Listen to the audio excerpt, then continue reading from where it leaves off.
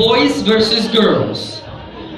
Whoever wins is going to go home first in a luxury car.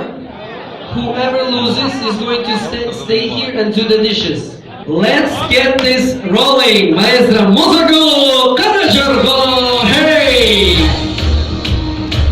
Ladies are copying us in and the gentlemen are copying us. Hey!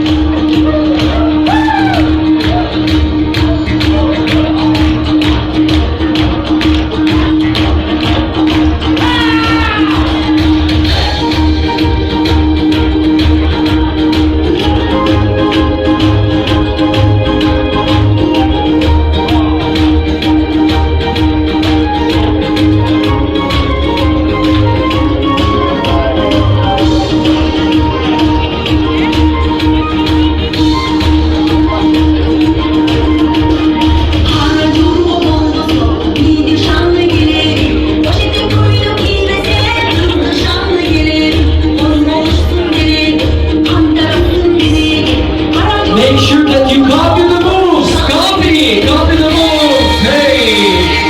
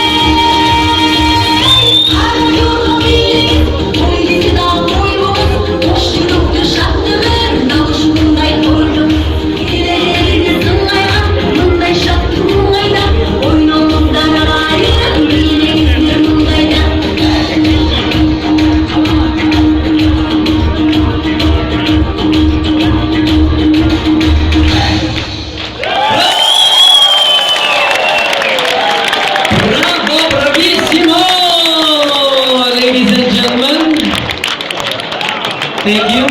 Aziz, Show Rahman. Ladies and gentlemen, tomorrow